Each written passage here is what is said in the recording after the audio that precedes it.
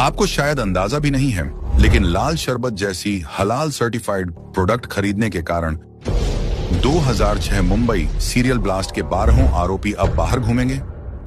आप सोच रहे हैं कैसे? देखिए, 2006 ब्लास्ट के सभी आरोपियों को 2015 में कोर्ट के फैसले के बाद ही सजा मिल जाती। 5 को फांसी और बाकी को आजीवन कारावास। लेकिन ये वो संस्थान है जो स्पेशल मकोका कोर्ट के फैसले को चैलेंज करते हुए मुंबई हाई कोर्ट गई और इन सब को बचाने के लिए 10 साल की लंबी लड़ाई लड़ी।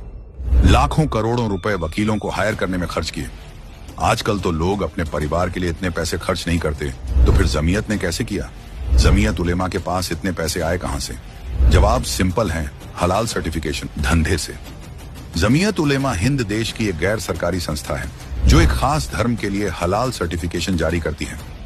कंपनियों के लिए स्टैंप लेना जरूरी हो जाता है, क्योंकि बिना इसके खास वर्ग वो प्रोडक्ट नहीं खरीदेगा। स्टैंप देने के लिए जमीयत इन कंपनियों से बिना किसी अथॉरिटी के लाखों रुपए वसूलती है, और ऐसा आरोप है कि इन पैसों का इस्तेमाल आतंकियों को बचाने में होता है। 2006 मुंबई ब्लास्ट के आरोपी ही नहीं, बल्कि देश में हुए कई बम ब्लास्ट के आरोपियों को जमीयत ने लीगल सहायता दी है।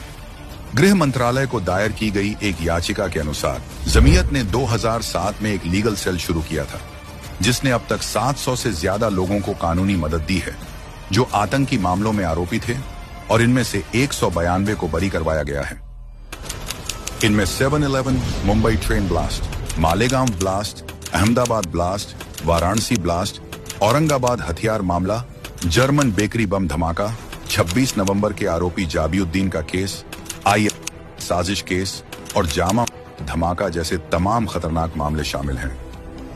और इन सभी में आरोपियों को छुड़ाने के लिए जमीयत ने जमकर पैसे झोंके, वो भी आपके ही पैसों से, जो आप सोचकर खर्च करते हैं कि एक लाल शरबत ही तो खरीद रहे हैं। लेकिन हिंदुओं की आंखें कब खुलेंगी? उन्हें तो लाल शरबत पीकर ठंडक मिलती है। शायद इस बात की गर्मी महसूस नहीं होती कि उसी पैसे से देश के दुश्मन कानून से बच निकलते हैं। सबसे गंभीर बात यह है कि कांग्रेस पार्टी इसी जमीयत से चुनावों में समर्थन लेती है। महाराष्ट्र हो या कोई और राज्य, कांग्रेस उन लोगों की सरपरस्ती लेती है जो आतंक के आरोपियों की मदद करते हैं। अब सवाल सिर्फ राजनीतिक नहीं, आत्मा का है। क्या हम ऐसी पार्टी को वोट देंगे जो उन संगठनों से गठजोड़ करती है जिनके कारण बम धमाकों में हमारे अपने मारे गए?